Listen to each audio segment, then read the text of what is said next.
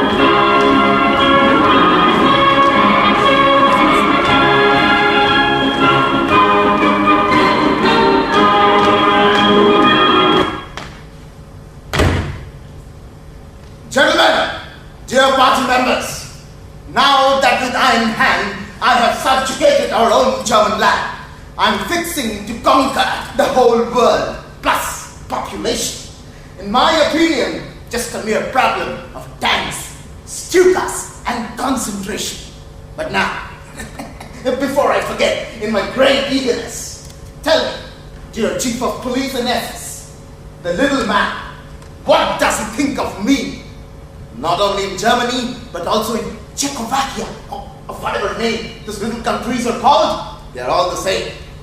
The little man, is he for me? Does he love me? Will he stand by me? Will he come to my help in an emergency? Does he revere me, Grand Master of all art, strategist, most noted? In short, what is his attitude? Devoted. Will he make sacrifices? Will he make concessions? I mean, of his possessions, which I need to make my war. Though a shining genius, I'm still only a man. That I deny. Thanks. I should hope so. But as I've said, when this damn insomnia agitates my head, then I wonder, Where does this humble little man in Europe stand? My Führer, he worships you on one hand as he would worship God. Meanwhile, on the other, he loves you just as dearly as the Germans do.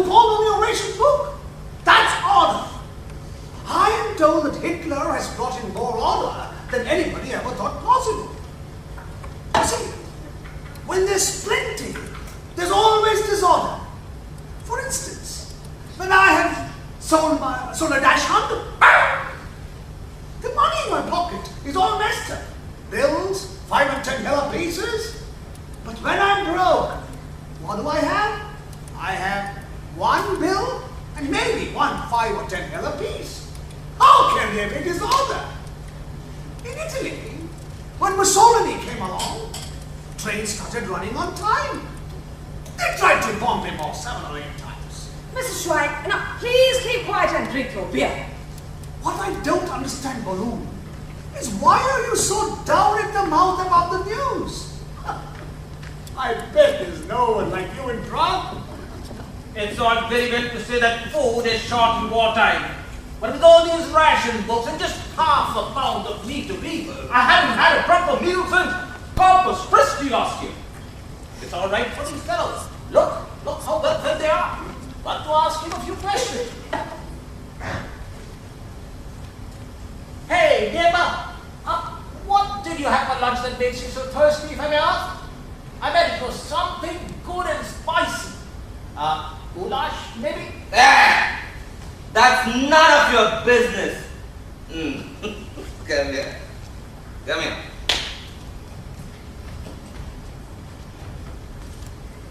Meatloaf. Aha! Meatloaf with gravy and fresh vegetables. I don't want you to give away a secret, but if it was cabbage, was it finely chopped? That makes all the difference. One time in Presslau, before Hitler, begging your pardon, I once had a meatloaf at Swans. I tell you, it was better than that at Platner's. Mr. Schweik, can you do me a favor, please? Can you get that balloon away from that SS man? You know what he did yesterday? He started asking Herr Brettaschneider of the Gestapos about the headings of the German army. He almost got himself arrested for a spy. You can't help it. Food is his weakness. Would you happen to know if the Germans in Prague are taking on volunteers for that Russian campaign? And if the helpings for volunteers is as big as that for the German army? Or it's just a false rumor? Mr. Baloun, now stop bothering that gentleman. He is here as a private citizen, and you, as a Czech, ought to be ashamed of yourself for asking such silly and stupid questions, you know. I don't mean any harm, or I wouldn't be asking so innocently. I know your opinions, Mrs. Kopechka. But I do not have any opinion, Mr. Baloun. I have a tavern to run, and all I'm asking of my customers is common decency. And guess what? I almost always have a terrible time with you. So, you want to volunteer? I'm only asking. If you're interested, I can take you to the recruitment center. The food is excellent. On to Russia! Ukraine is going to be the granary of the Third Reich. When we went Holland, I sent so many packages home that there was even enough for my aunt, whom I couldn't even stand. Hitler! How Hitler! Don't say hi, Hitler. Say Hitler. Like the gentleman, you must know. It shows that you're used to it and you say it in your sleep. Here, one for the road. So, you want to volunteer against the Bolsheviks? I quite like it. You're a lousy Czech, but a smart one. I will take you to the recruitment center. Come on, let's go. Hold on just 1 second. Why don't you sit down, relax, drink your beer, calm yourself down while I talk to you. I have a good mind of throwing you out of here. How many beers did you have so far? Only 2? Then I can only hope that you have some sense left in you. All right then. I'll sing you a song. Yes. I'll sing you the song of the Nazi soldier's wife. Boris, Darwin, Andy. The song of the Nazi soldier's wife, please.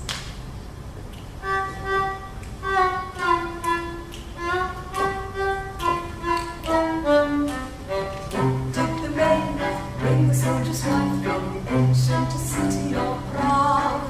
From Prague to brought her some high-heeled shoes. Let her read the news and some high-heeled shoes. That's what you got from the city of Prague.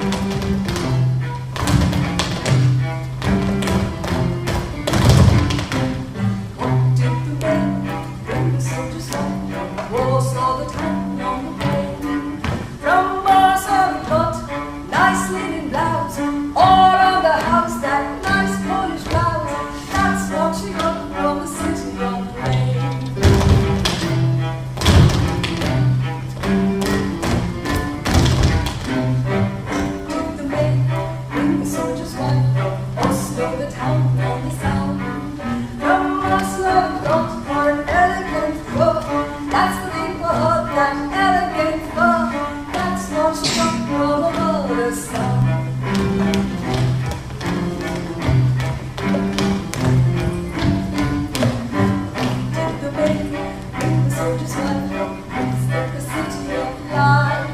From Paris it got her a silken dress. Love to impress with that silken dress. That's what she got from the city of lights.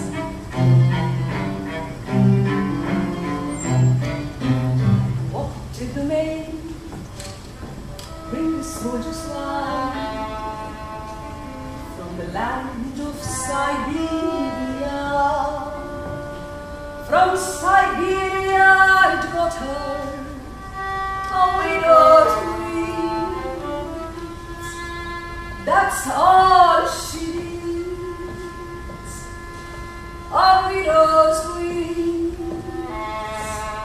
That's what she got from Siberia.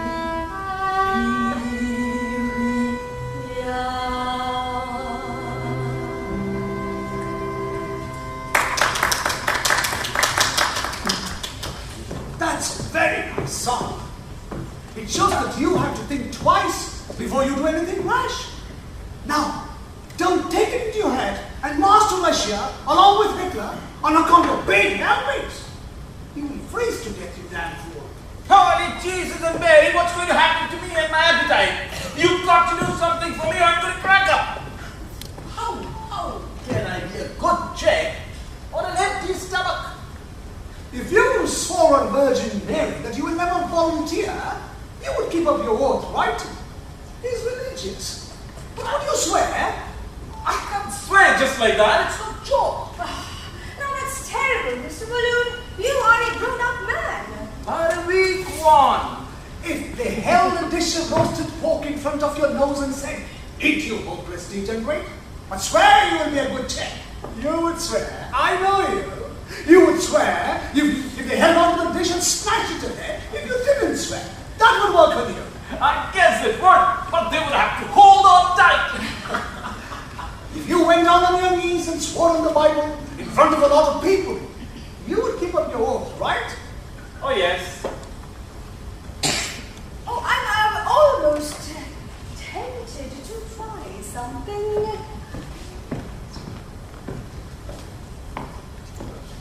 Mrs. Kopechka, just listening to you sing, I can hardly breathe. Oh, why? Love. Love? Well, if it's love, are you sure it's love and not just a passing fancy? I know it, Mrs. Anna. Just yesterday, I wrapped up a customer's purse instead of a schnitzel because I was thinking of you. And every morning I wake up with a headache. It is love. If it's love, then my question is, Mr. Prochazka, how much love? Mrs. Kopechka, don't crush my heart with cold suspicions. My love would go to the ends of the earth if it were requited. But it isn't.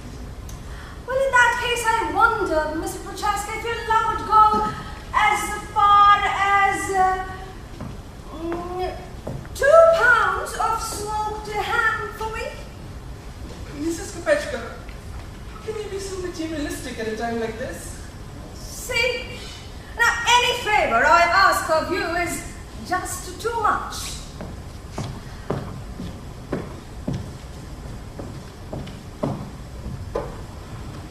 I don't understand, Mrs. Kopechka. Baloun! It didn't start with this one old weakness, this craving for food. To cure it, my sister and the kids, when I was living there, went to that Klokota church fair. But even Klokota wasn't any good. My sister and the kids came back and right away she counted the chickens and 1 or 2 were missing. But I couldn't help myself. I knew she wanted them for the eggs, but when I went outside and when I looked at the chickens, something happened to me. Suddenly, I felt the bottom of my spit in my stomach, and an hour later, I was all right. But 2 fat hens were gone. Probably hopeless.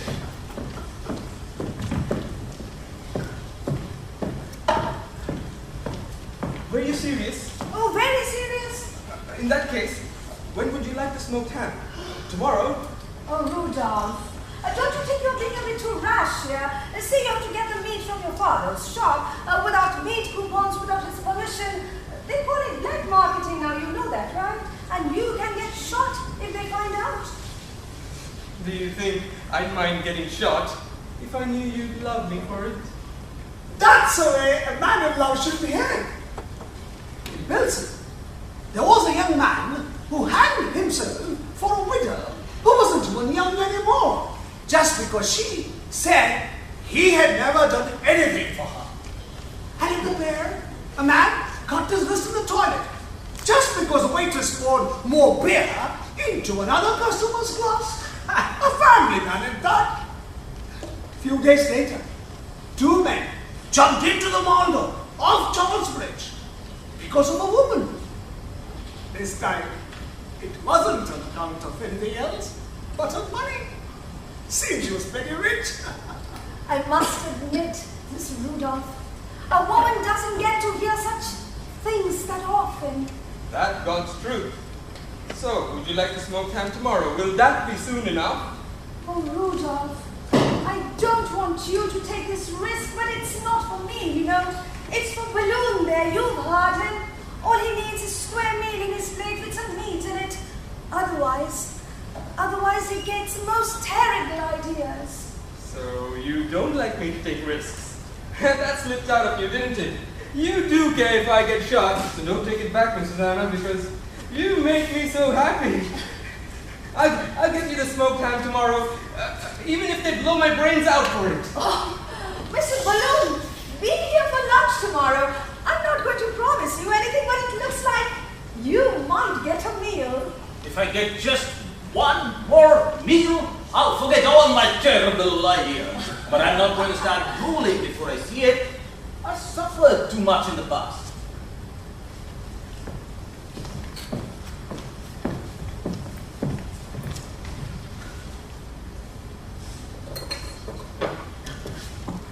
He won't remember a thing when he wakes. He's dead drunk. Hurrah! Czechoslovakia! That's the most reliable sign that he's out cold. Yes. Or else you would have been a hash of it. That's what they're scared of. Who's scared? The SS. Brettaschneider, will you have a beer with us? A pilsner for the gentleman, Mrs. Kopechka? It's hot today. And what are they scared of, in your opinion? Of not being careful enough and letting some seditious remarks slip by, or some such thing. And I imagine you would rather be interested to read the newspaper in peace, and I'm bothering you. Oh, nobody bothers me if there's something interesting to say. Ah, Mrs. Kopechka, you look like a spring blossom today. Oh, it's so hot today, Herr Brettaschneider. You had to say a summer bloom. I'd not get impressed with you if I were you. This is a special edition. Oh, there's been an attempt to assassinate the Führer with a bomb in Munich beer hall. What do you have to say about that? Did he suffer long? He wasn't hurt. The bomb exploded too late. Probably a cheap bomb. Nowadays they manufacture everything in mass production methods, and people complain that the workmanship is no good. These things just aren't made with loving care as in the old days, when they made it with hands, right? Imagine not picking up a right bomb for a job like that. I would call it negligence. In just a good law. You call it negligence that the Führer almost lost his life. A word like almost can be tricky, Reverend Schneider. See, in 1938, when we were sold out at Munich, we almost went to a war. But then again, we almost lost everything because we didn't. And in the First World War, Austria almost conquered Serbia, and Germany almost conquered France. You can't rely on the word almost. You keep talking. It's very interesting. Mrs. Kopechka, you have such interesting customers. So very well informed about politics. Well, to me, one customer is just like the other, Herr Brettaschneider, and a businesswoman like me, what is the thing called? Politics? Can I request you not to needle my customers into making political statements like this so that you can arrest them later? Schweik, you don't want to shoot your mouth off as long as you're paying for those beers, but I can see that you've shot it up enough already for just 3 glasses. I gather the impression that you wouldn't consider it a great loss for the Protectorate if the Fuhrer were dead. Oh no! It would be a great loss. You cannot deny it, Herr Brettaschneider. It would be a terrible loss. You cannot replace Hitler with any old idiot. Ah. What do you mean by that? Well, as the editor of the Field and Garden, as the editor of the Field and Garden once said, as the editor of the Field and Garden once said, great men are always unpopular among common people. The masses don't understand it. They think all this is unnecessary, even heroism. The little man doesn't give a shit about a great leader. All he wants to do is drop into the bar now and then and have goulash for supper, maybe. To a great man, common people are like ball and chain. It's like offering Baloun here with his appetite, a small Hungarian sausage. Yes. What good would it do? I wouldn't like to listen when big shots get together and start griping about us. Are you of the opinion that the German people grumble? That they are somehow not behind the Fuhrer? Oh, gentlemen, can we please talk of something else? Why don't you understand that the times are too serious? No, Herr Brettaschneider. The German people are behind the Fuhrer. You cannot deny it. As Right Marshal Goring once said, people don't understand the Fuhrer at first. He's too great. Goring must know. I am amazed how big shots cross Hitler up when he comes up with one of his brilliant ideas. Last fall, I'm told he wanted to put up a building that raced from Leipzig to Dresden, a memorial temple for Germany after it had collapsed in the war, which he had worked out in every detail. The people in the ministry shook their heads. They said it was too great. It's just that there is no appreciation for the incomprehensible things a genius thinks of when he has got nothing else to do. The little man is a lot worse. If you ask a little man if he would die for a great cause, he would say, it louses up its flanks. He gripes and begs and pokes his spoon in the tripe as if he didn't like the taste of it. No doubt the Fuhrer gets fed up when he's gone all out of his way to think of something new for them, like conquering the world, for instance. But what is there left to conquer? The world is as limited as everything else. But that's the way it is. So you maintain that the Fuhrer wants to conquer the world, that his aim is not to protect Germany from its Jewish enemies and the plutocrats? Oh, you don't take him that way. He doesn't mean any harm. You see, for the Fuhrer, conquering the world is like drinking beer for you. It gives him a kick, so he'll give it a try. Oh, to perfidious Albion, I will not say a word more. You don't have to say a word more. Come with me to the Gestapo headquarters of the Best Czech Bank, and we will have something to say to you. Up now. Herr Brettaschneider, Mr. Schweik had just made a few innocent remarks. So innocent that I get arrested. I've had 2 beers and a Slivovic. Pardon me for walking ahead of you, Herr Brettaschneider. This way, you can keep an eye on me and guard me.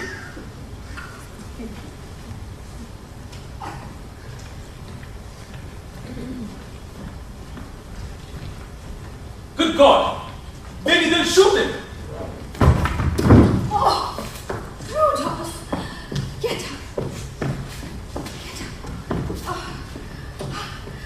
Have a sniff of it. It has given you a rude shock, hasn't it? They're really quick about arresting people.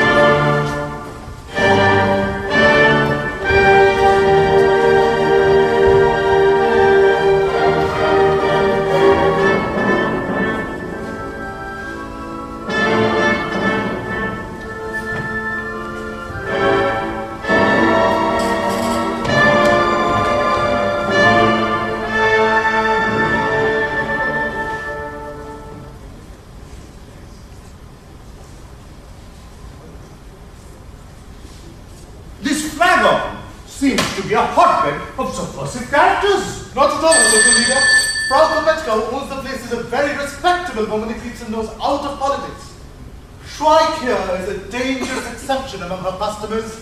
I've had my eye on him for quite some time. Mobile squad, banker Krusha denies making any of the remarks about the attempted assassination. Says he wouldn't have read the news because he was arrested before it happened. Is he the commercial man? Yes. In that case, give him 10 on the ass. So you are one of those bastards, are you? Well, let me ask you a question. And if you do not know the answer, you bastard, Mueller here will take you down to the cellar and educate you. Understand?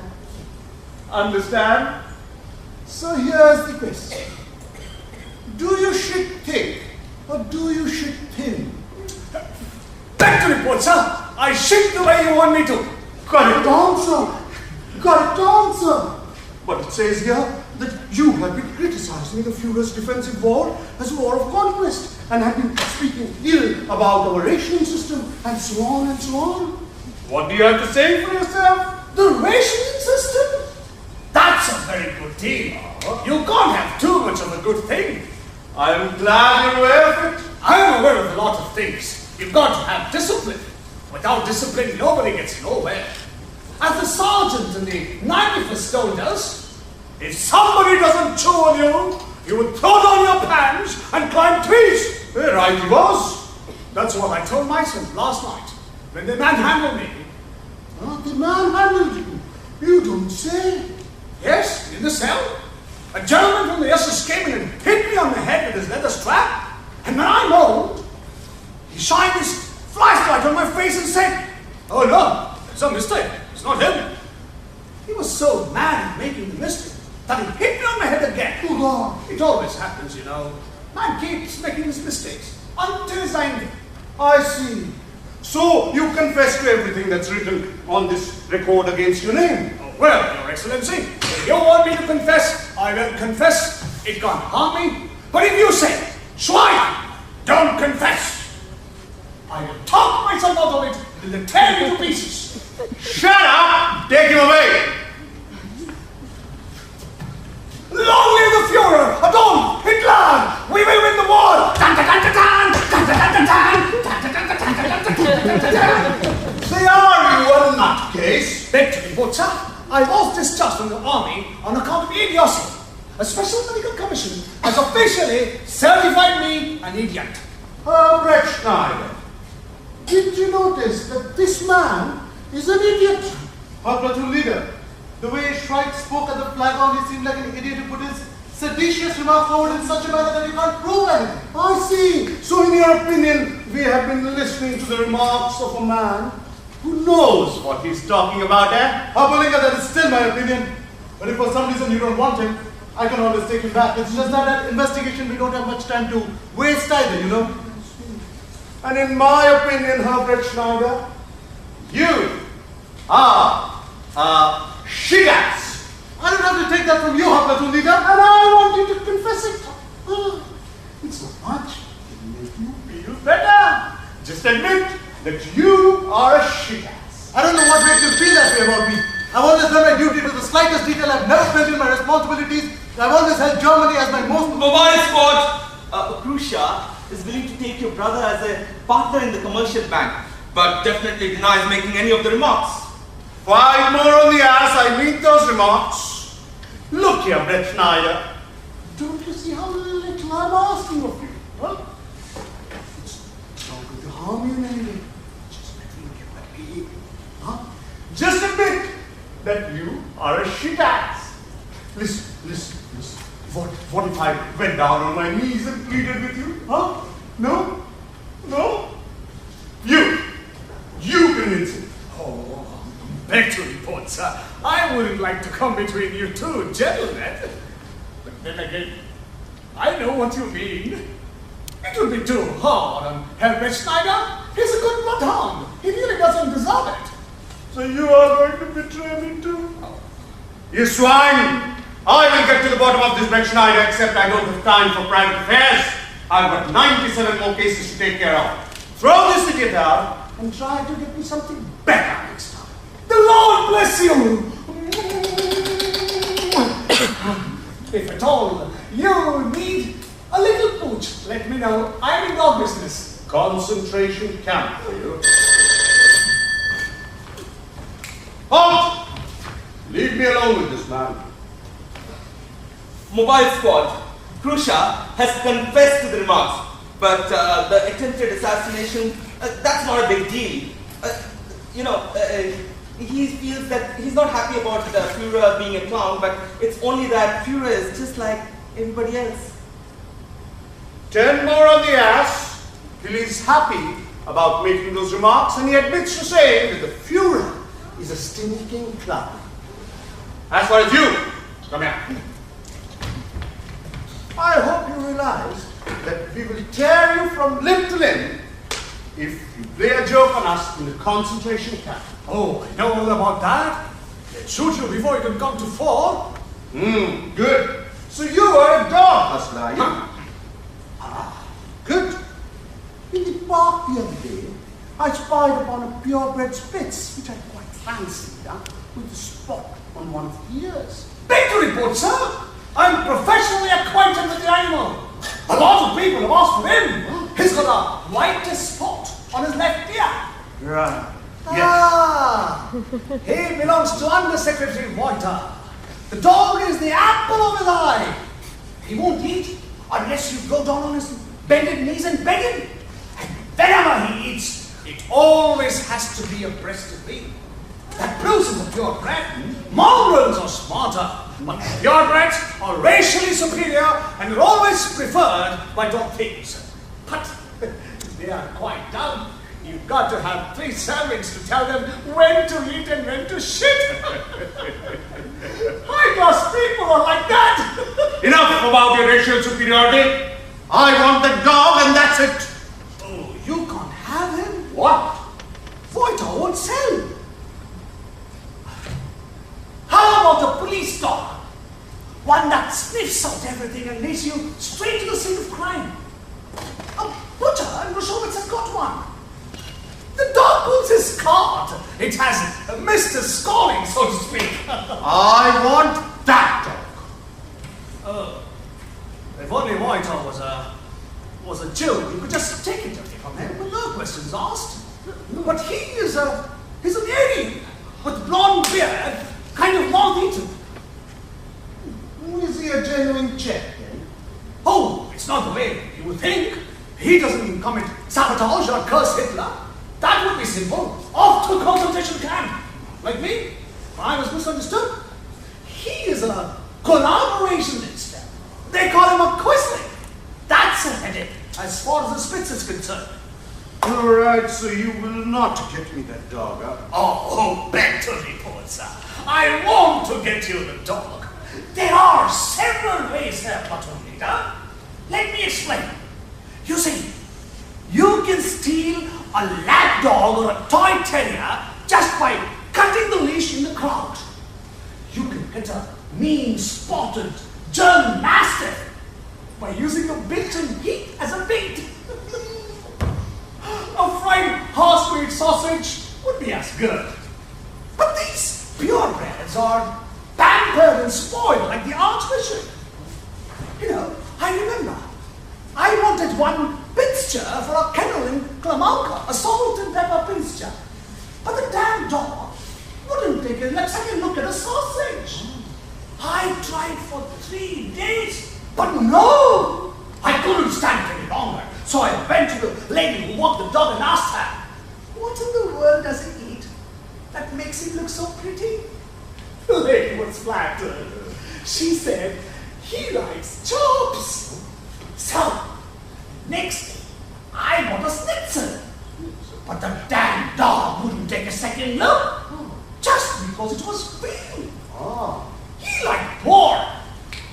So, I bought a pork chop, let the dog sniff, and then ran. The dog ran after me. The lady started shouting, Bull-Dick! Bull-Dick! But Bull-Dick was running after the chop, round the corner, when I snapped the thing round his leg, and the next day, he was in the kennel in Klamauka.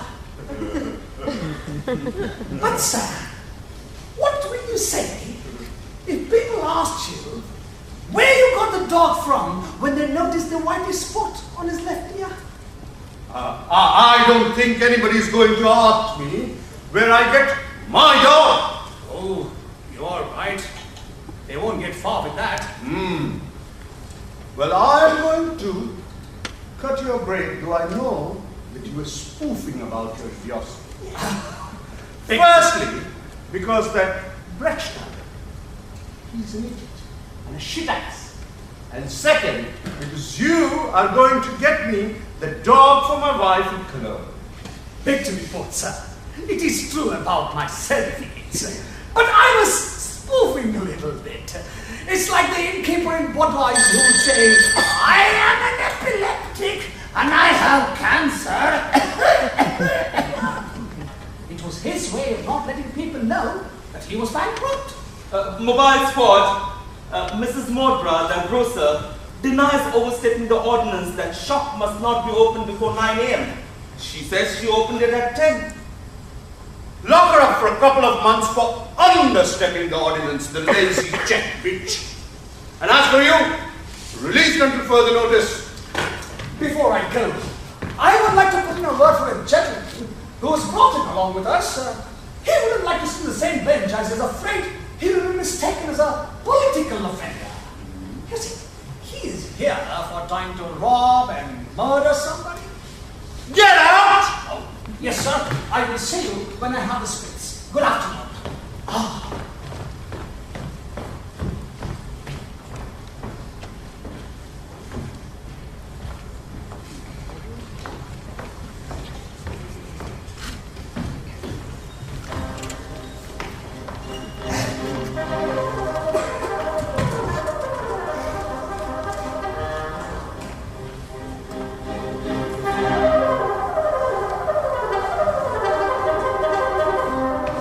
If I tell Mrs. Gobetta, she will do it for you.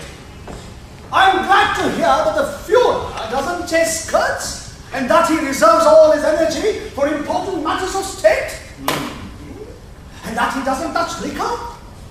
Which means, whatever he has done with a cool head. Not many people I know would say that. Anyway, I'm glad that he doesn't like food. All he eats is leafy vegetables and a cake, which is very good because in times of war, there's always shortage of food.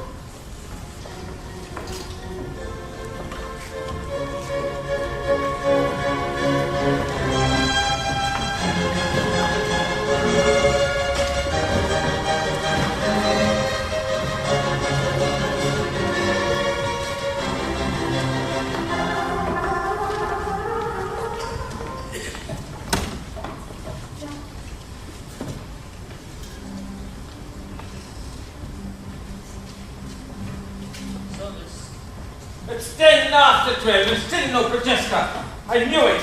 I knew it. Mr. Baloun, you have to give him some time. Haste makes waste.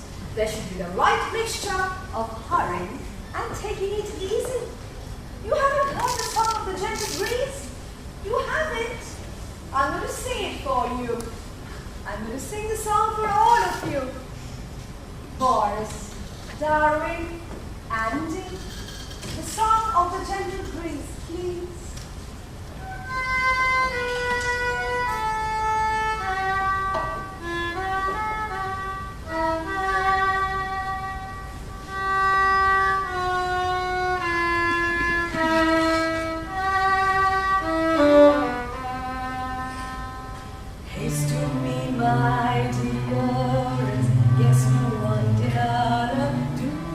I know. When within your arms I rest, then I take it slow. Learn from the clouds in autumn, right to be plucked with wings. Pure the mighty tempest, thou gentle.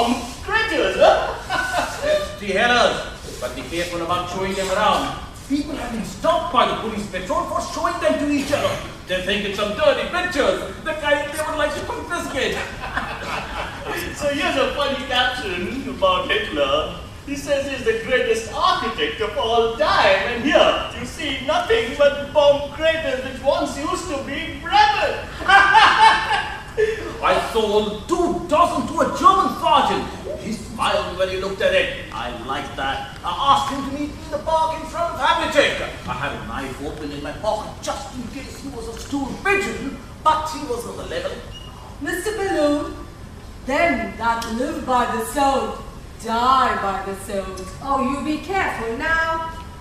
Here I am. Good afternoon, everybody. The gentleman is off duty, Mrs. Kubitska.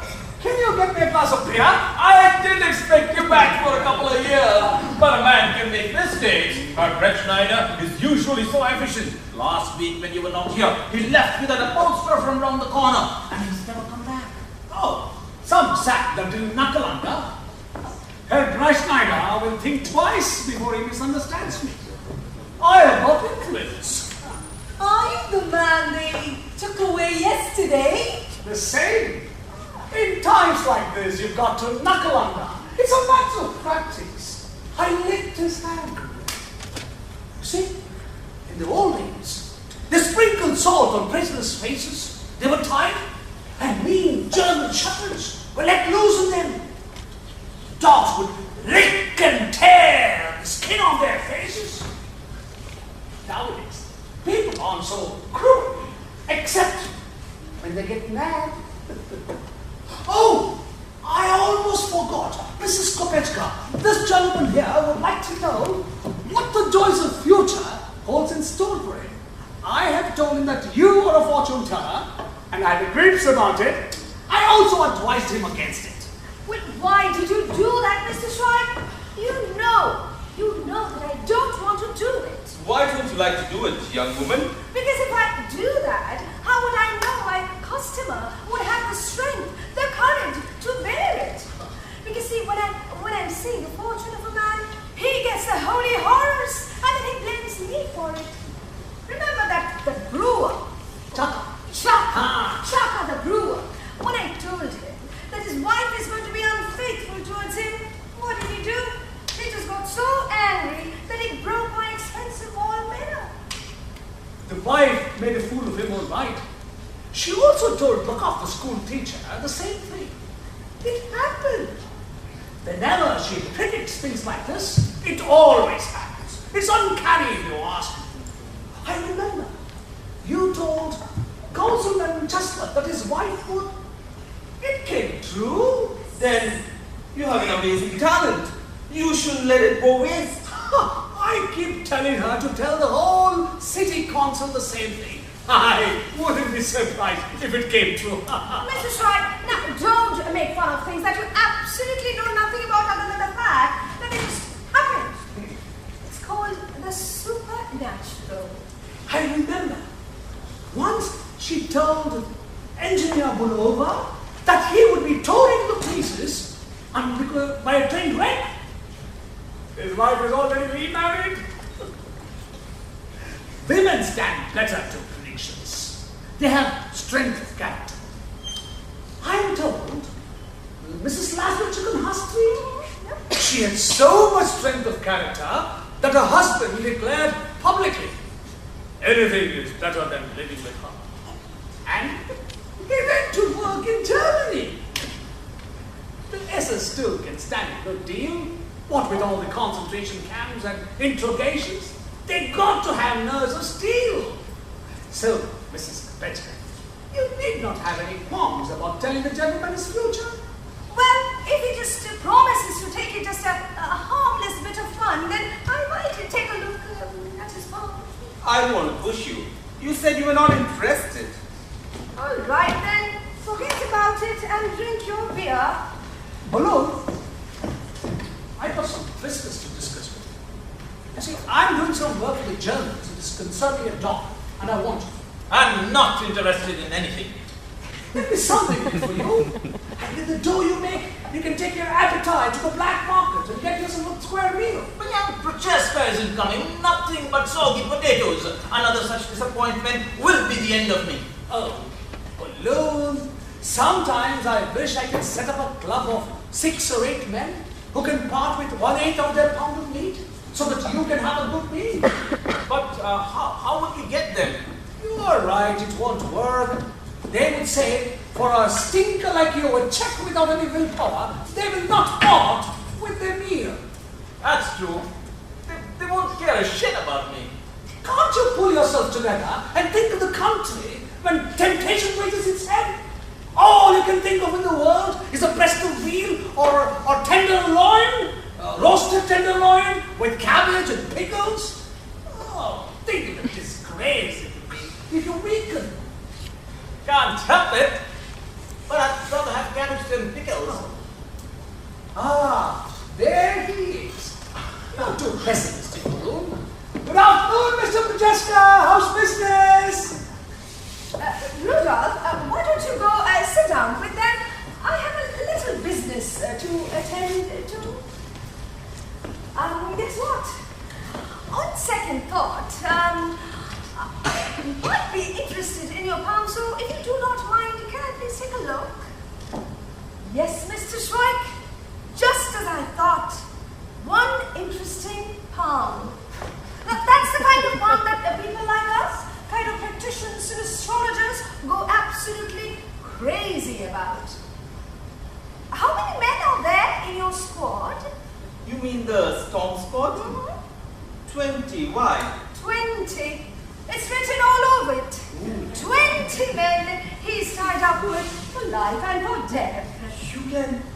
You can really see that in my palm? Oh, you will be surprised at what all she can see in palms. But this is one electrifying palm, I must say, Mr. Schweik. See, this well-developed Mount of Venus, you know what that means?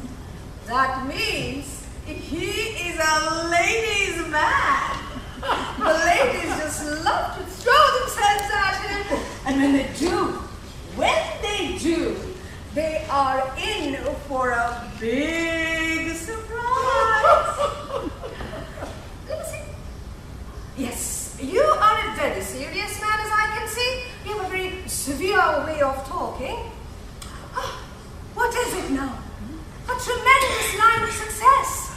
What does it mean? And nothing to do with money. Something more than that.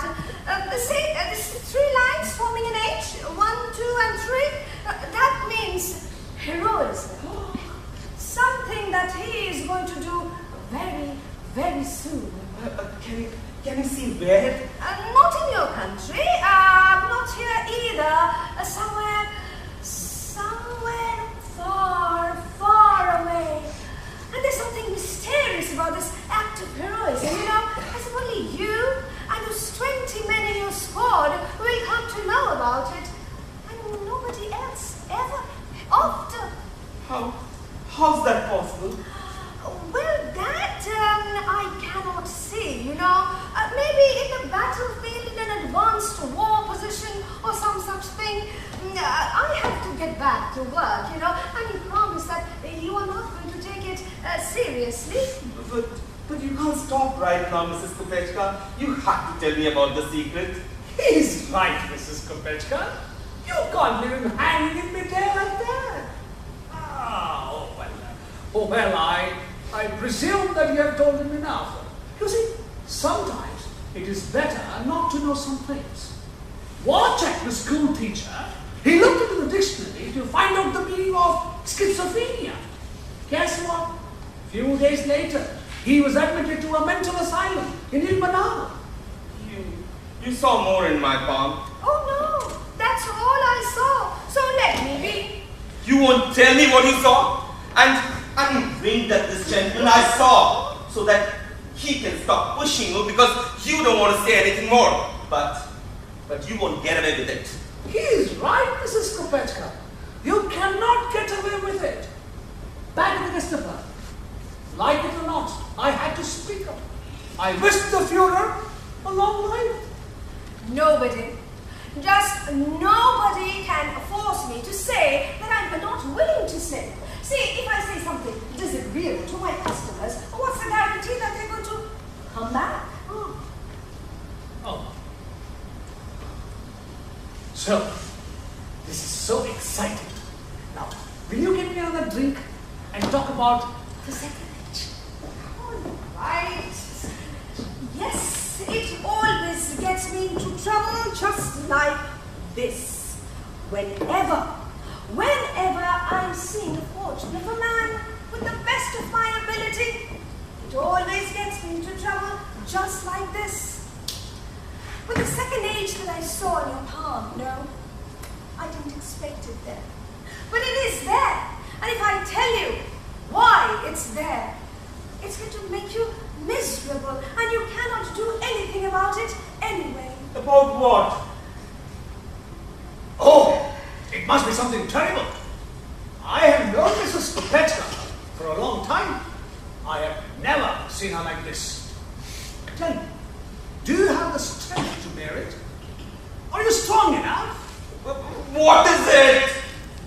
Well, if I tell you, the second age that I saw in your palm means a hero's death.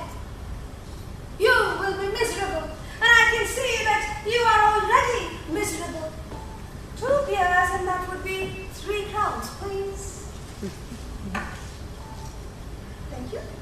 Palm reading is all nonsense. You are right. There's nothing in it. Don't give it a second thought. Well, before you go, promise me something, that you are not going to tell those other gentlemen about this. Which other gentlemen? The 20 in your squad, you remember? What business have they got to do with this? Because they're tied up with you. For life and for death. There's no point in worrying them over for nothing, you know. Come again. You're doing all right, Mrs. Kopechka. Keep it up. We knocked out the whole platoon! Mr. Prochazka, can't wait a minute longer. Yes, Rudolph, so nice of you to have brought it. Give it to me now. I haven't got it. When I saw them taking Schweik away, it shook me up. Good afternoon, Mr. Schweik. I'm so glad you're back. But I must admit, I lost my nerve. Please, say something. Anything is better than saying nothing. Nothing? Nothing? But when you came in, I motioned to you that I have to get rid of that SS man and you nodded, as if you got it. I didn't have the nerve. Oh, that's enough, Prochazka. I know you had me know that. And I've come to know that you are a coward. And you have failed your test as a Czech and as a man. So I'm telling you, get out of my flagon and never set foot here again. I don't deserve any better.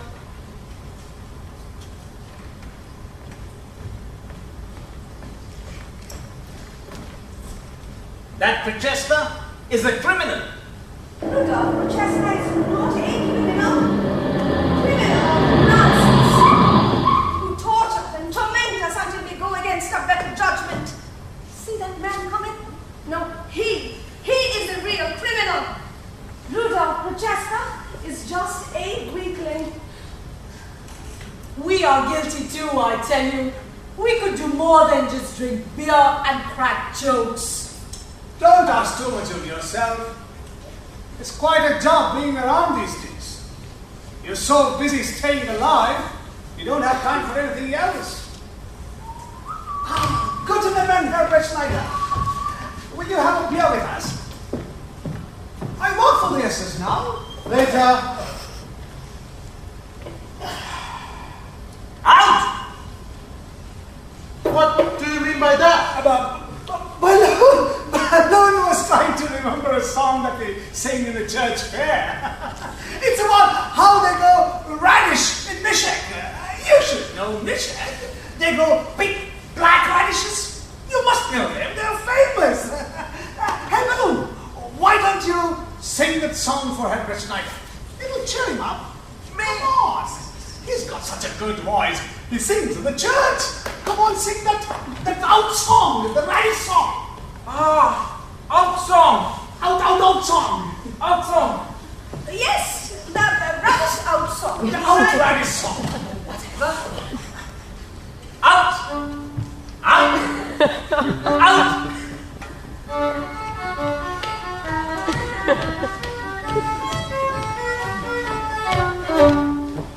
I'll pull you by the snout, or radish big and black.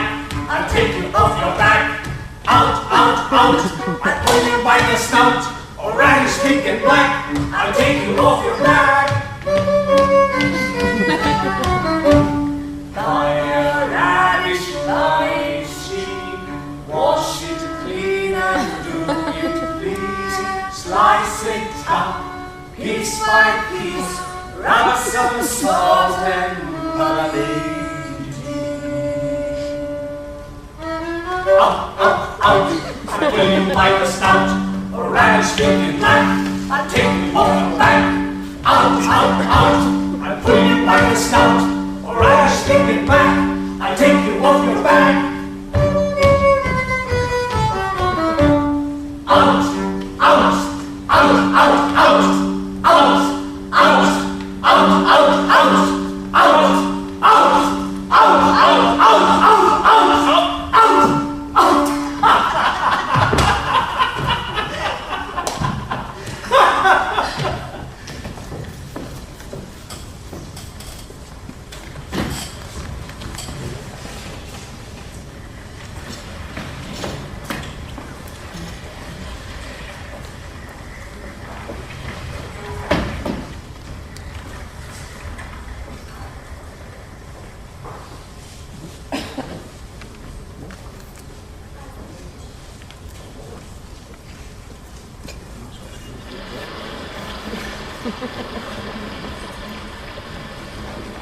That waiter is mean to his servants.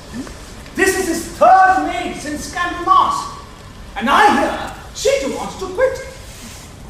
Just because she works for a quizzing the neighbors are mean to her. So, it really doesn't matter if she went home without the dog. Now, you sit on the bench over there. She wouldn't like to sit on a bench with nobody on it. But don't you want me to hold the sausage? Ah, and have you gobbled it up on me? Just sit down.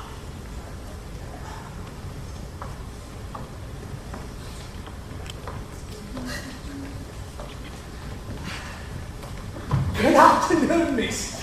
Can you tell me the way to Palaki Street? You just cross Habitat Square and that's it. Come on, Anna. Pardon me if I ask you where the square is. I'm a stranger here. I'm a stranger here myself. Oh, you're a stranger too. Go on, Kahi, take him. I wouldn't have known that you weren't from the city. Such a nice little dog. Where are you from? I'm from Auroville. Oh, then we're practically neighbors. I'm from Budweiser. Come along, Anna. Just a second. Then you must know Pichara, the butcher on the main street in Budweiser. Of course, I know him. He's my brother. Everybody loves him. He is honest and helpful, always has fresh meat. He even throws an extra bone for the soup. Yes. What a coincidence running into you like this, so far away from home. Do you have a moment? We could talk about Budweiser. There's a bench with a nice view, and that's the mall now. Oh, really? That's news to me. Oh. But somebody is sitting there. Oh, some gentleman enjoying the view. You better keep a close watch on your dog. Why? Well, don't quote me, but the Germans are crazy about dogs, especially the SS. A dog like that would be gone before you can take a second look. I was talking to platoon leader Bullinger the other day.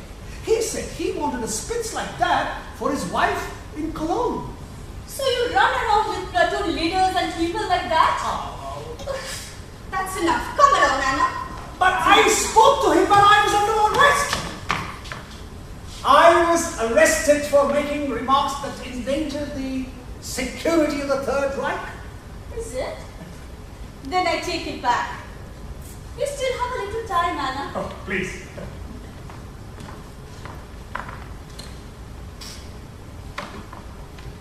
So, what kind of remarks did you make? So, how would you like it in Prague? It's nice, but you can't trust the men around here? Oh, that's only too true. I'm glad you realized that. People in the country are more honest. Yes. Hello, Naiva. Enjoying the view? Nice view, isn't it? Not bad. Something for a photographer. As a background. A photographer could do something with it. You know what? I'm a photographer. In the studio where I work, we painted the Moldau on a big screen. Only it's a little more pictures. It's for the Germans, mostly the SS men, who pose in front of it. Oh. To take it as a souvenir when they have to leave and they cannot come back. Only it's not the Moldau. It's a lousy river. Hey, can you snap a picture of these ladies in the bust? Sorry, that's what they call it. I could. That would be nice, but not in front of your Moldau. Have you heard of this one? You see, a Czech was walking on Charles Bridge when he hears a voice shouting for help in German from the mall. So he leans on the rail and shouts back, "Shut up! You should have learned swimming instead of German!" Oh, the Moldau! A lot of immorality goes along its banks in war times. And a peacetime too. That's breakfast. All in the open until All Saints' Day. And I hope nothing happens indoors. Oh, yes, plenty. And at the movies. The Moldau. Do you know the song they sing in Lower Bavaria? It goes like, Henry slept beside his newly wedded. You mean the one that goes, Paris to Barcelona? That's it! Do you know the song? Can you sing it for us? Sure. What happened? Something fell in your eye? Don't. Right? Miss, it is good. Would you mind holding the door? Oh, not at all. You have to be careful, it's wrong. The air is full of food.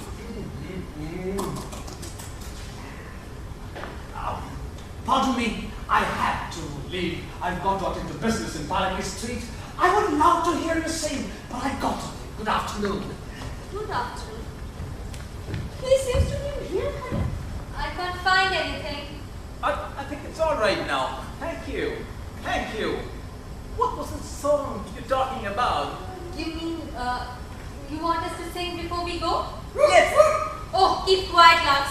He's too glad of his master. I'll be glad to see the last of you and your master. Anyways, let's start the song. Why not? Let's start.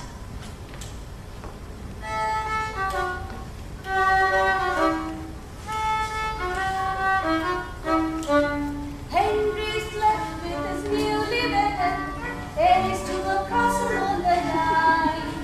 Snake's speech frightened the false lover's mind, would not let him peacefully recline.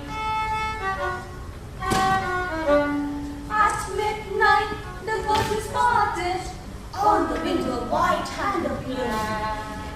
Henry saw his dead Wilhelmina, and her ghostly voice he heard. Do not tremble, said Wilhelmina. Unfaithful lover, do not be afraid. I haven't come here in Toronto, nor come to curse your married babe. Do not fear, the world doesn't deserve you. 'Tis not worth a single tear or more. Live happy forever, great Eliza, now that you have got her for your own. Sacrifice, cried Henry in his fever. That's what you have come to ask, he cried. And this one, for early marriage, and then Henry,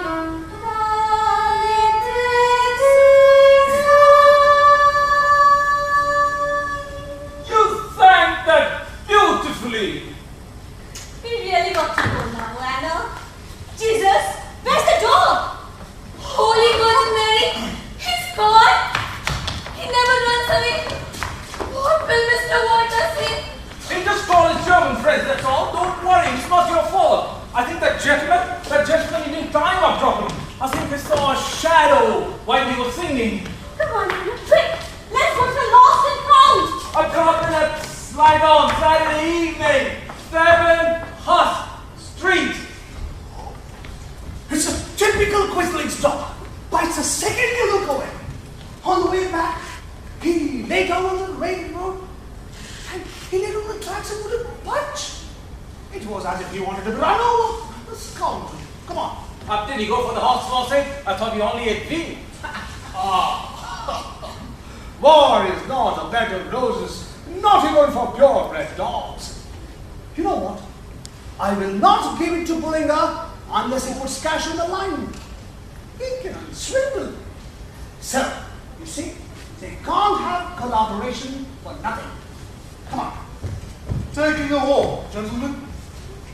Yes? What business is it of yours? Do you have any identification? Well, I don't have any. Do you have? No, but we haven't done anything. Yes, no. Stay! I haven't stopped you for doing it, but because it rather seems to me that you are not doing anything. I am from the Voluntary Labor Service. Oh, you're one of those gentlemen who stroll around beer gardens and movie houses, picking up people to work in factories. What is your occupation? Well, I am in dog business. Do you have any certificate that your enterprise is essential for the war effort? No, Your Excellency, but it is essential during war times. Same as in war, as in peace. Dog is a friend in need. Let me explain to you. During the war, when there's an air raid,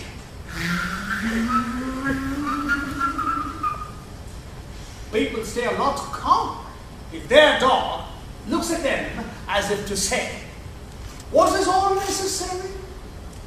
This gentleman here, he is a photographer, which is more essential during war times. He photographs soldiers, so that the folks back home, they can have pictures of their loved ones, which is better than nothing.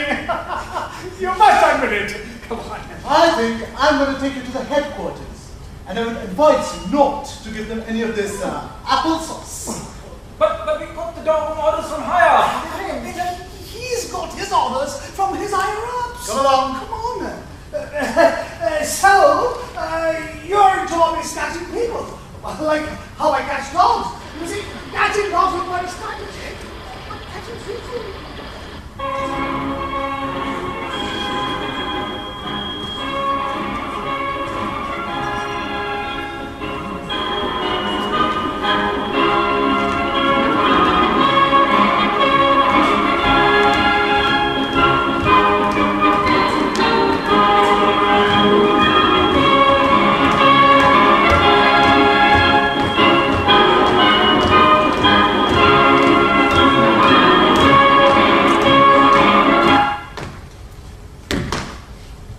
Dearest Goring, we are now in the 4th year, and victory is ours, at least pretty near, and my war is spreading to more and more vast new regions.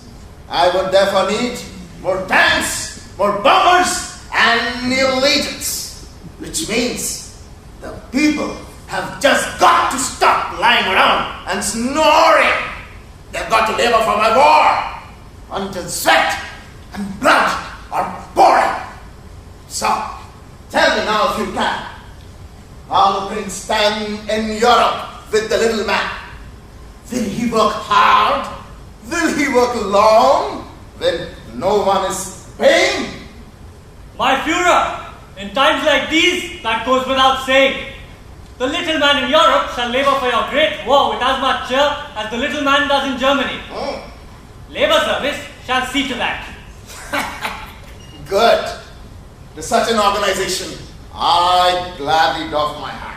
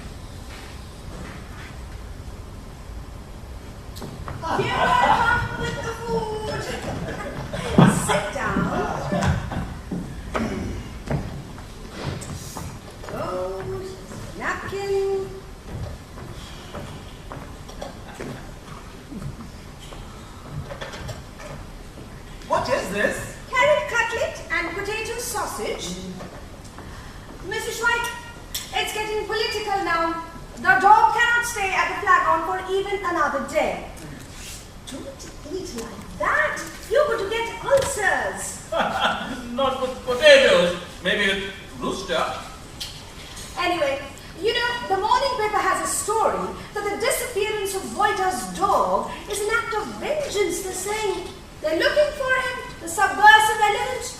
They're going to smoke him out. So the dog cannot stay at the flagon. It's a little inconvenient now. I have written a letter to Platonia Bullinger asking for 200 crowns. He has to pay me, or else all this is no more trouble. But Mrs. Schweik, if you write such a letter, you're taking a huge risk in your own hands. Oh, I don't think so, Mrs. Koprechka. That Bullinger is a fat pig. But he will understand. They got to pay me, or else he'll swindle. There's no point in all this. Oh, but you cannot do business while you're locked up here like this, Mr. Schweik. Oh, I won't grow moss around here. I've already cost them a wagon load of soap. It's very easy. You know, like in Austria, when they brought a law against strikes, the railroad workers held up everything for 8 hours just by observing safety regulations. It's easy. It's all right, but as I said, the dog cannot stay at the flagon for even another day. Well, why don't you understand that I can count on some degree of protection from Herr Brettaschneider? We're still hoping to get to somewhere with me, but it doesn't amount to much, you know. All right, I'll take him away. Ah, take a look at that. Oh, the dish of goulash. Just got to take a look. Baloun! Baloun! Baloun, you'll land up under a Russian tank! Halt! Baloun, pull yourself together now. Just going to take one look. I want to go anyway. Bye now. Are the helpings always that big in the army or soldier? That's a pretty big what you got. Get back! Baloun! Can't you see? He's got to remember his number. Or else the wrong freight car will go to Lower Bavaria. You dog. You got all right to remember the number. Anything can happen. You know, nowadays, they don't write addresses on freight cars because the saboteurs wipe them off and write the wrong address instead. Oh, you got all right to remember that number. You know, I know it's very difficult to remember numbers, but I know a method which can help you remember yours. I learned it from a clerk in the licensing bureau. He was teaching it to the peddler who couldn't remember his number. Let me help you with your number. Well, I think your number is 4268, right? Now, every number is unique by itself. If you notice your number, there are no odd numbers, except the 8, of course. You know, there is no 3, there's no 5, there's no 7, there's no 9. All it has got is 4, 8, 7, and 2. Wait. There was some mistake there. I don't think there was a 7. There was 4. Yes, there was a 5. No, there wasn't a 5. Wait. There was 4. There was 6. There was a 3. No, there wasn't a 3. What's the number of that freight car that's supposed to go to Lower Bavaria? What is the number? God, are you asleep? Oh, well, I will try to help you remember with the month method. You see, there are 13 months, you know. Oh, sorry, there are 12 months in the year. Now, 12. So there's a 2. Yes. I forgot. What is the number? The number. Wait, let me remember. There are 12 months. Take this one. Is this one, I think?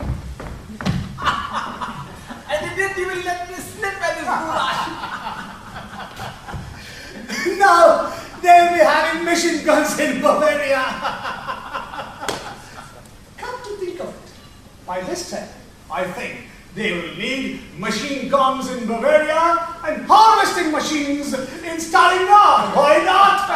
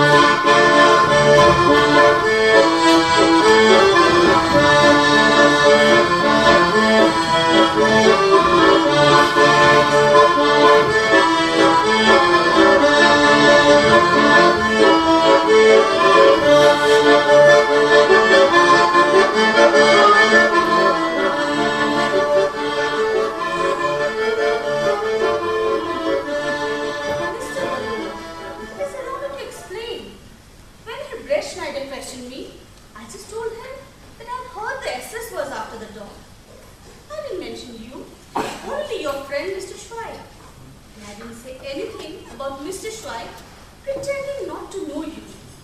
Now, was that all right? Anything's all right for me. You won't see me here for long. Don't look so glum, Mr. Baloun. It doesn't help. You look at that SS man sitting there. If you don't ask me to dance, they will. You better ask me first. Ladies and gentlemen, it's 8:30 here at the Flagon. And that means it's time for our famous Czech folk dance, the Beseda. Some people don't like it, but we just love to dance the Beseda. So why don't you folks start the Beseda?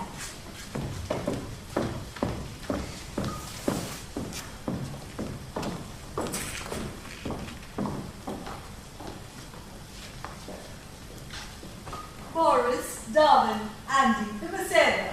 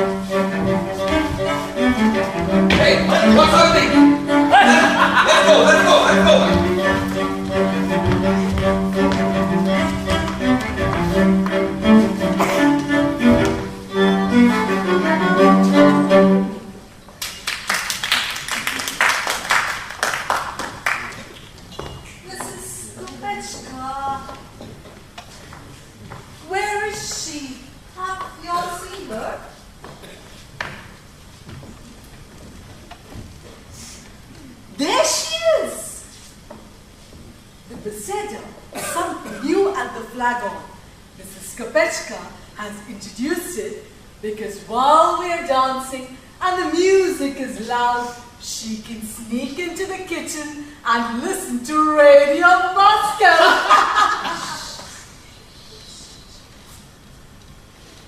There won't be any more dancing for me. Where I'm going, they don't dance the Beseda. Beseda?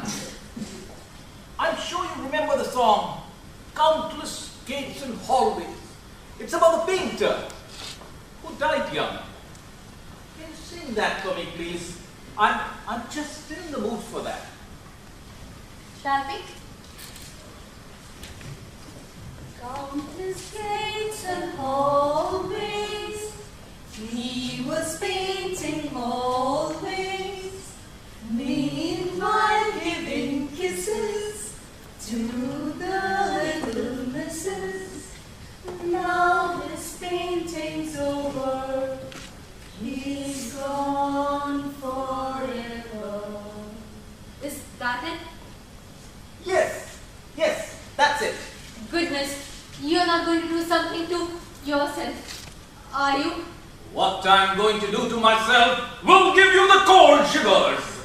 But I'm not going to lay a hand on myself. I am going to do something worse. Here I am! With goulash meat! Don't thank me. I am going to swap it for the cot you put in the kitchen. Don't touch it. We are not going to open it here. Oh, ladies, you are here too. Good afternoon. Good afternoon, Mr. Schweik. We know the whole story. Oh, what did you black to them this time? Only that we knew each other and pretending not to was a trick. I didn't know what to tell them. My God is yours. You're saving a friend from the abyss. Can I just snip at it through the paper? Mrs. Mahler from across the street, she offered me 20 crowns for that car, but I wouldn't even consider it. How did you get this? From the black market. Only if Mrs. Kubechka had some real paprika. Miss Baloun, go and sit with the ladies now. And I'm going to call you within half an hour. Listen, meanwhile, just pretend that nothing has happened. What kind of meat is it? Mrs. Kubechka, I'm surprised at you. Baloun is so excited that it doesn't suit me. Put in a lot of paprika to make it taste like beef. It's horse meat. Service! Well, it is Pointer's dog. I had to do it, or else this flagon would be disgraced if one of his customers joined the Germans on account of starvation. Okay. Ah, so your housekeeper was right that I'd find you here. Be on the floor. What have you done with the dog, you bastard? Beg to report, sir. Happened to read the papers. The dog was stolen. Is this more of your impudence? Beg to report, sir. I was only trying to tell you that you should keep up with the daily papers, or else you will miss out on something and you won't be able to take vigorous action. I don't know why I keep up with you. There must be something wrong with me. I probably want to see how far a character like you goes before I kill you. And because you want the dog. So you admit that you wrote me a letter asking for 200 crowns for the dog, huh? Beg to report, sir. I admit I wanted 200 crowns. You see, I would have had expenses if the dog wasn't stolen. Well, we will talk more about it at the best check back. The Gestapo headquarters, yeah. You seem to know your way around here. Search the tavern for the dog.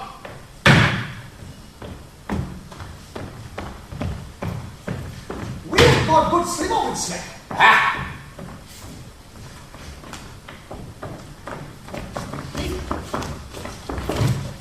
Tavern search, dog not found. This innocent tavern of yours is a hotbed of subversive characters. But I will smoke it out yet. Yes, sir, Herr Platoon Leader, or else we will get fresh and snap our fingers at the regulations. Mrs. Kubechka, you've got to run this tavern in such a way that everything is as clear as fresh spring water. As Chaplain Waiwoda once said, clarity is very important. Oh, shut up! I've got a good mind of pulling you in and closing this place down, Mrs. Koushik, whatever your name is. I'm the true leader, Bullinger. May I have a word with you in private? Oh, it's you. I don't have anything to say to you. You know what I think of you. Save it. The Gestapo has received new information concerning the whereabouts of Pointer's dog. I believe that might interest you, platoon leader. Let's talk about dogs then.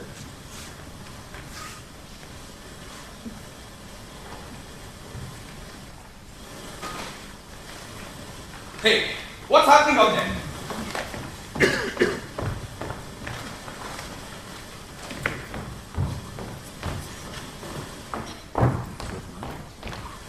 A platoon leader, this package was smuggled by one of the customers. That one out there.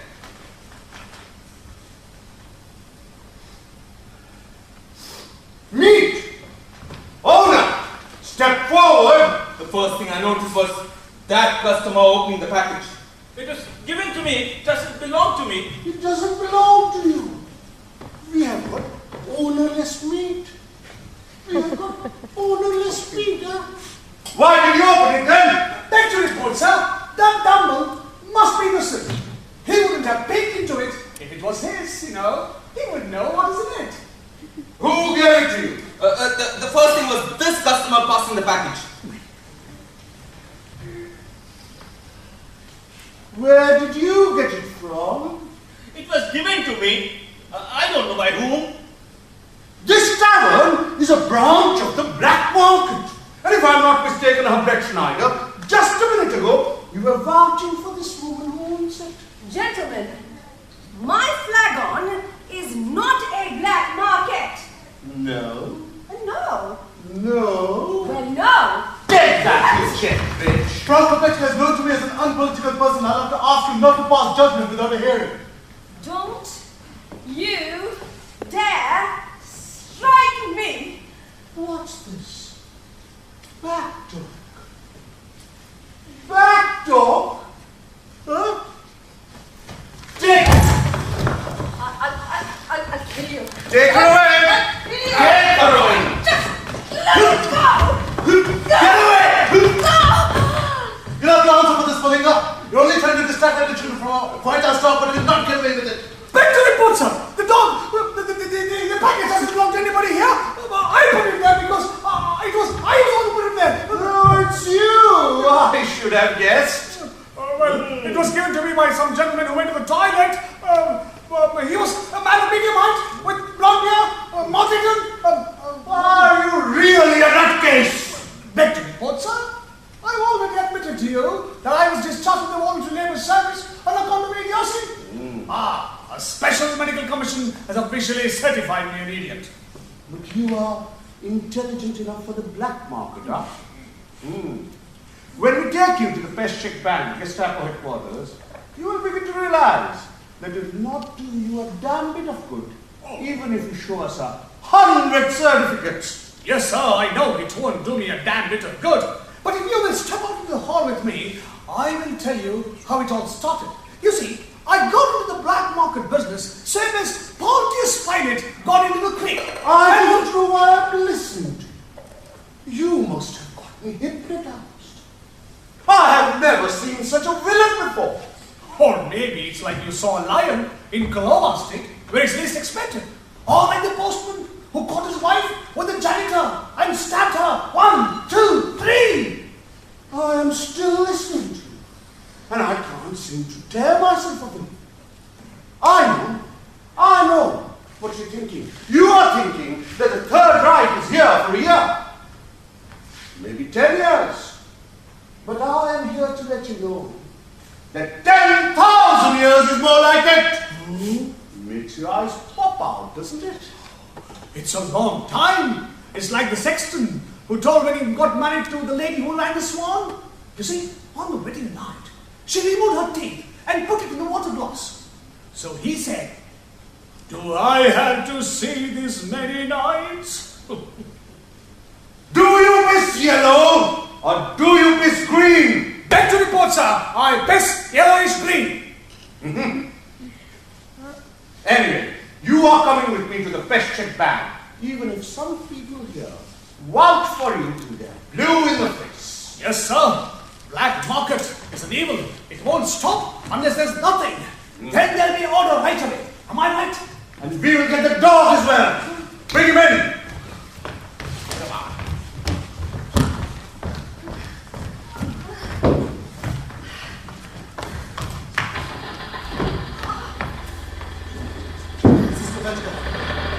You have been a victim of certain conflicts between certain sections of the SS and the Gestapo. However, I say no more. But you're under my protection now. I'll be back to discuss this over with you in private. Are you okay, Mrs. Kopechka? Yes, I'm all right. I'm okay. Don't worry. Please sit down. I'm all right. Sit.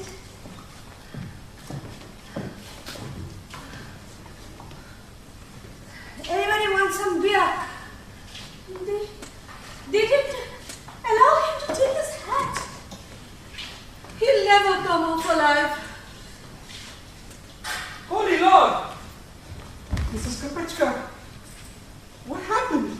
I saw the SS drive away. Did they do this to you? Mr. Prochazka, they clubbed her on the head because she protested when they said that the flag was a black market. They took one man away. Her Brettaschneider of the Gestapo stood up for her, or else they would have pulled her in too. What are you doing here, Rudolph? Don't you know that my flagon is a place for real treks? Believe me, Mrs. Kopechka, I've been miserable, and I've learned my lesson. Can't I hope to make it up to you?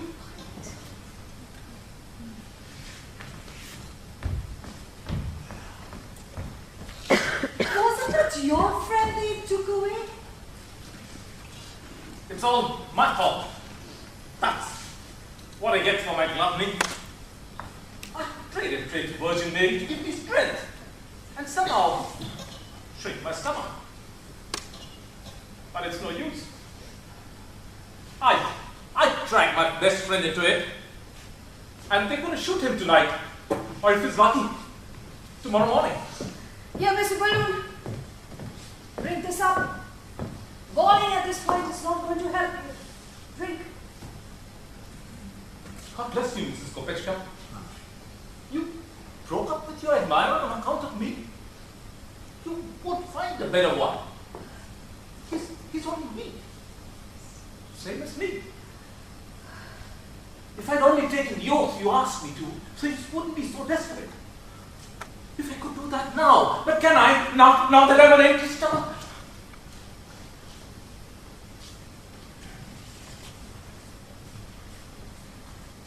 Good God.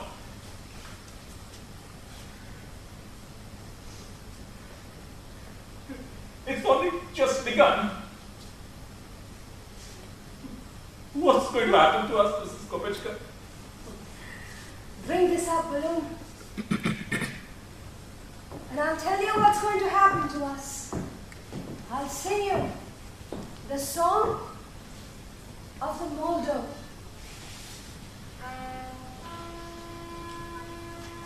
The stones on the Moldo's bottom go shifting in Prague. Three emperors older away. The stones on the Moldo's bottom go shifting in Prague. Three emperors older away. Tom was still tall, for the bottom is lifting. The night has closed and is followed by day. The times will be changing, lording of people in the power must fail finally. Blood at first equals, no today they are starting. The times will be changing, force will not be prevailing. Stones on the Moldo's bottom go shifting in Prague. Three emperors older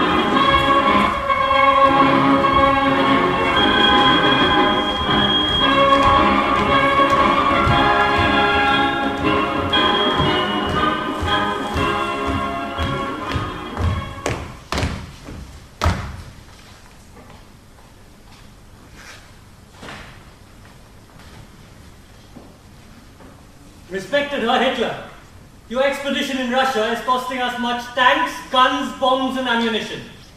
That is to say nothing of men. The killer is what they now call me. To be called a spoilsport would appall me. But if you think you will get to Stalingrad, you're very much mistaken. Herr General von Bach! Stalingrad will be taken! I have given the German people my promise! Herr Hitler, the winter is nearly upon upon us. And when it starts to snow here in the east, you know it is really snowing. If we are stuck here when the north wind starts to blow... Herr von Bock, I will throw the peoples of Europe into the disaster. The little man will extricate his master. Herr von Bock, don't let me down. You would not dare. As for replacements? That's my care.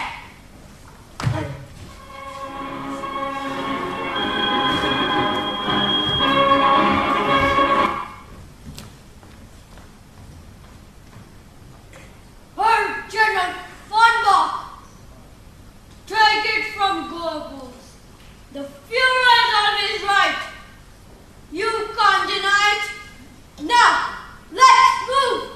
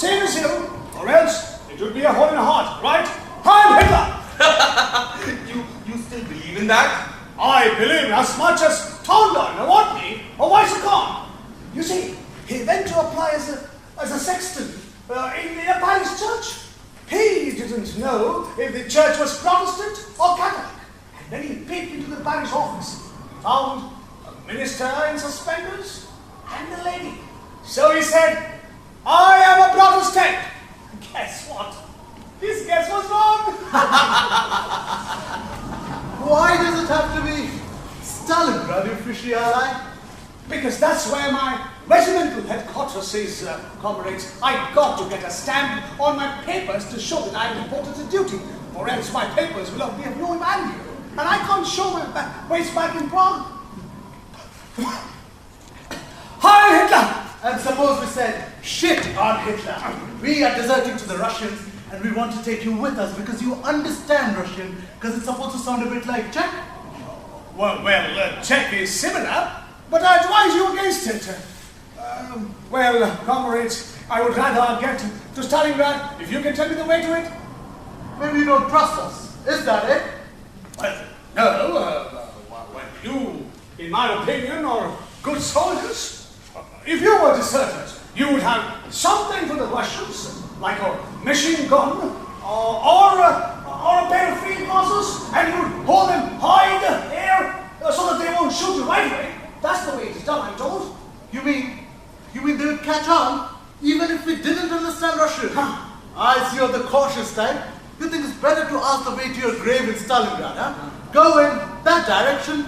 And if somebody catches you, tell them we are a military patrol and we give you a nice grilling. And your advice isn't bad either, brother. Got to be of help. When we came marching to all the way to Stalingrad. When we came marching to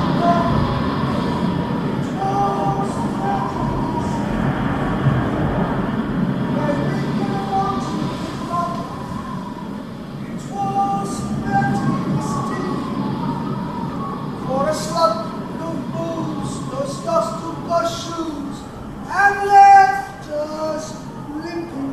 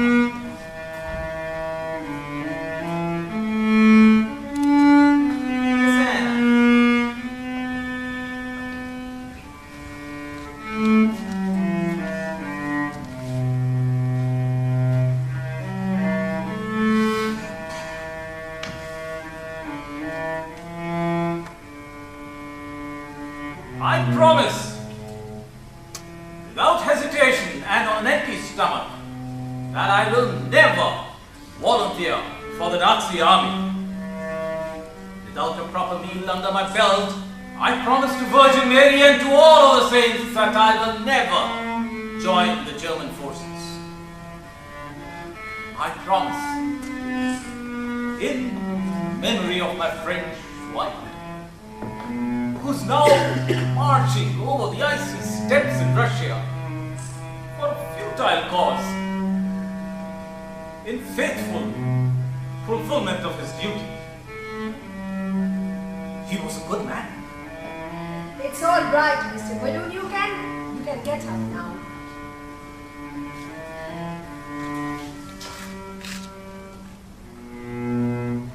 And our wedding can take place as soon as we get the papers from Auroville here. Yes. Too bad, Mrs. Kopechka. There's no happy ending for you. Rudolph, what are you doing here? I forbade you ever to darken my doors again. Have you forgotten that? Now that I know that your grand passion is not even worth 2 pounds of smoked ham. And suppose I've got it? 2 pounds of smoked ham. What? You got it? Yes. Hannah has got it in spite of heavy penalties. But we don't really need it now. Mr. Baloun took an oath without it. But Anna, you must admit, this shows true love. Rudolph.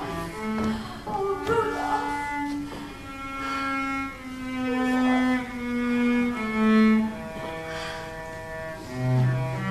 This would have made Mr. Schweik so happy if doing you? This hat. Mrs.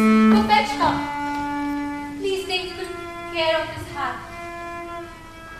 I'm sure he would come back after the war and get it. Sure. And meanwhile, this would go well with lentils, Mrs. Kopechka.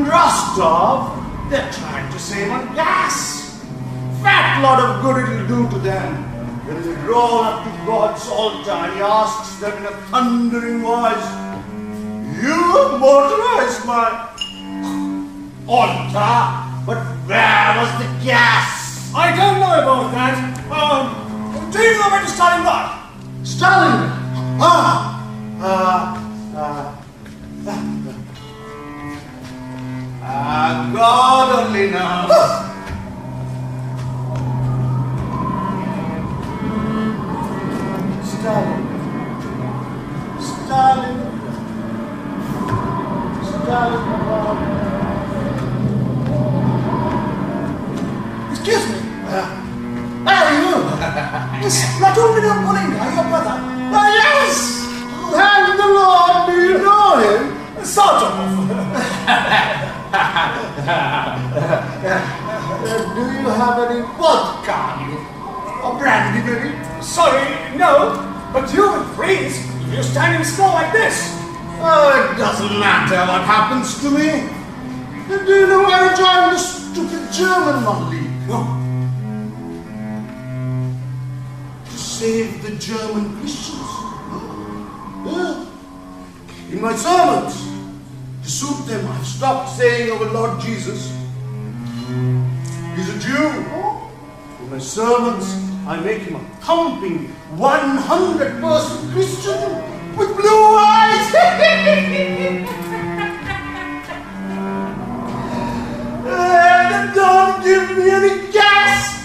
See where it has got me. To the Russian steppers, I suggest you go to Stalingrad and slip it off. But you have to walk yourself. I can't carry you. Please don't puke on yourself. It'll freeze all over you. It's frozen already. But I will make it hot for them in Stalingrad. For that, you have to get there first. I am not very optimistic, you know. You know why? Because religion is going to the dogs. And Hitler, he is responsible for it. That tell anybody I told you so. Hitler is a fart! I can say it because you are drunk. So you are against this war that you're fighting against the godless bullshit. I am not against the war. I am not marching to Stalingrad for the fun of it. I am going because where bullets fly, Grub stands by. Spare me your fairy tales. Deep down you're saying, fuck your war. I can see it in your face. You see, I am marching to Stalingrad, and so are you, because those are our orders. Or else two stragglers here will freeze to death. Now, keep moving. Come on, follow me. On foot. War is depressing.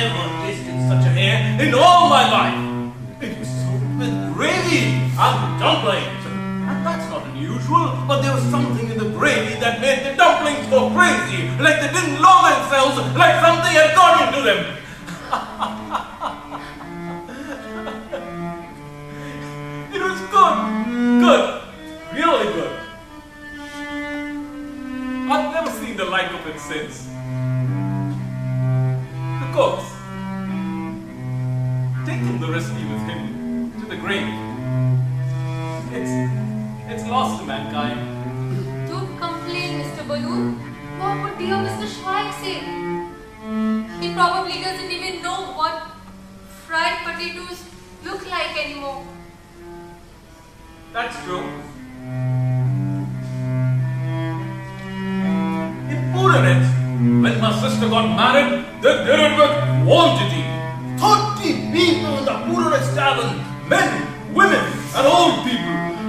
Soup, wheat, pork, chicken, 2 corns, 2 fat pigs, plus dumplings, and sauerkraut and cakes, and beer to start with, and then snacks.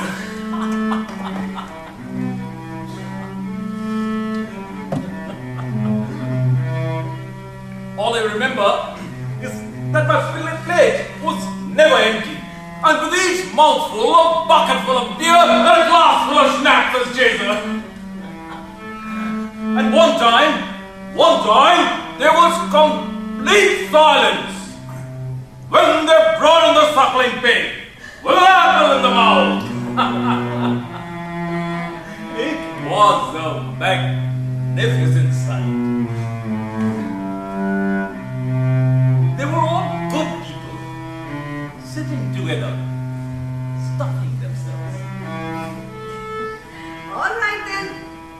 Now, in honor of Mr. Baloun, we are going to sing the song of the flagon. Come on, Anna. Come, Luton. Let's all join in. The song of the flagon. Boris, Darwin, Andy, song of the flagon, please.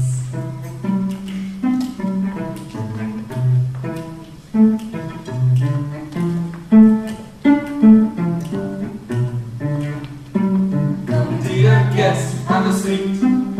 Share with us our dishes. Have some gathered soup and meat. Awesome olive fishes. What you need is salt and bread, and a roof above your head. As the man you deserve, and we honor who we serve. For just $80, for just $80, for just $80. No credentials, rank and place ever need be cited. If your face includes a nose, you will be invited.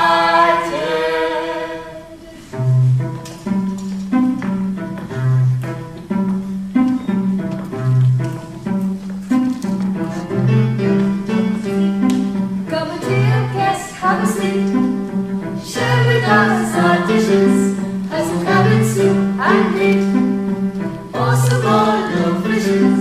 What you need is salt and bread, and a roof above your head. As a man is you deserve, and we honor whom we serve. For just $80, for just $80, for just $80.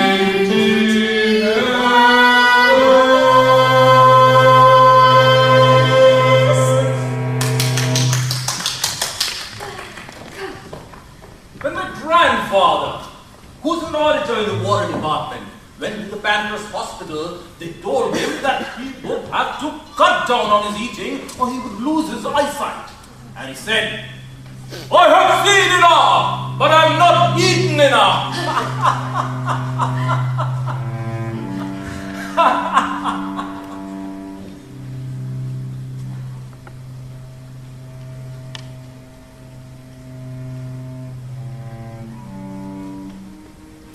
I hope Schweik finds something to eat. Christ! I hope he doesn't freeze to death out there. He must not lie down there. It's when they feel warm and cozy. I hear they are closest to freezing to death.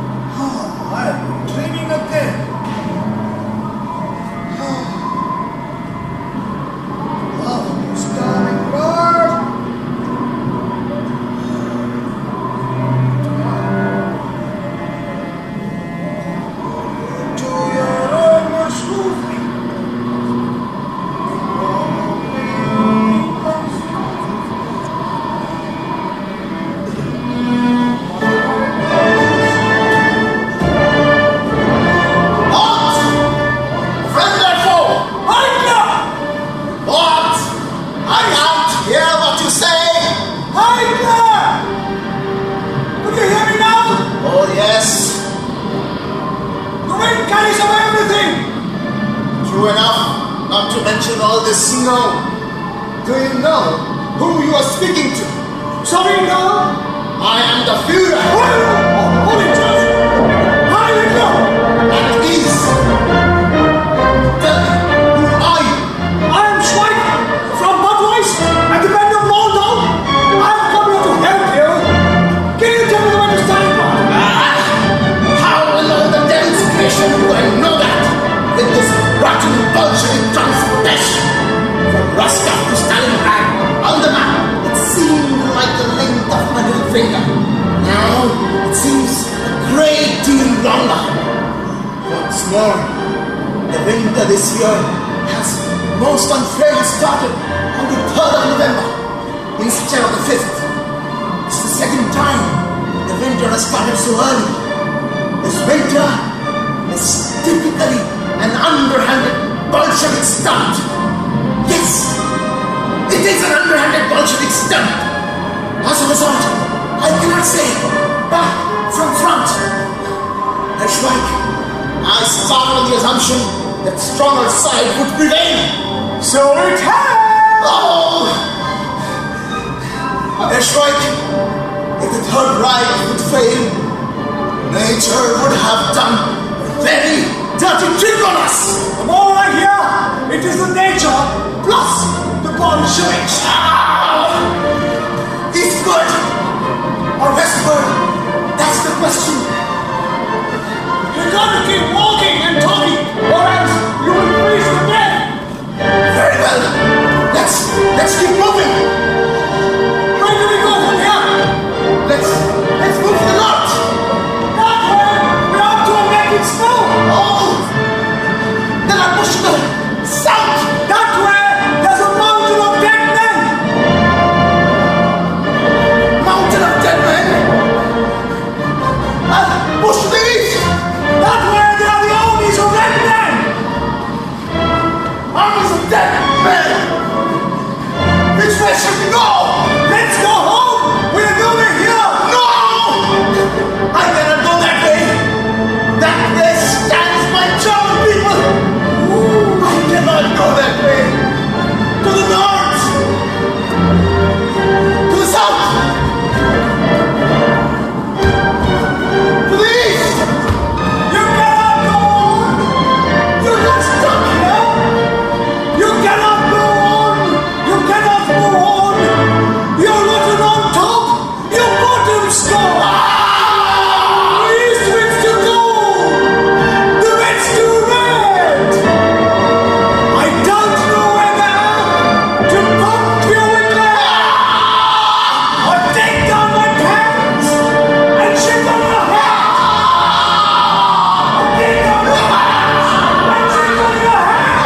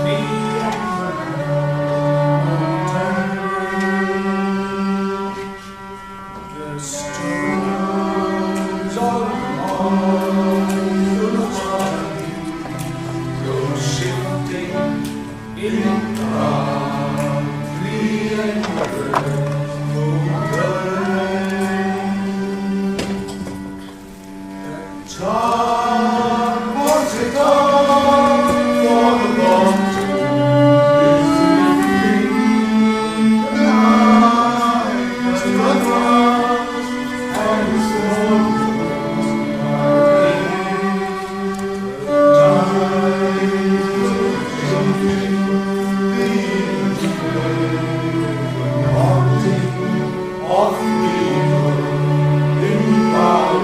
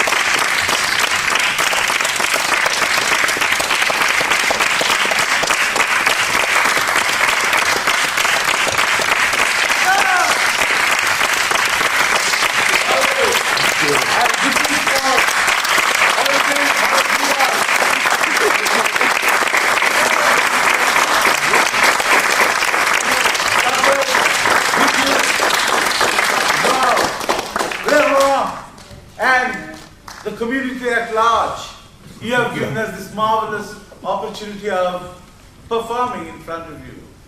We are really grateful to all of you. And thank you for this nice little flower. Now for the credits to roll on the screen, please wait.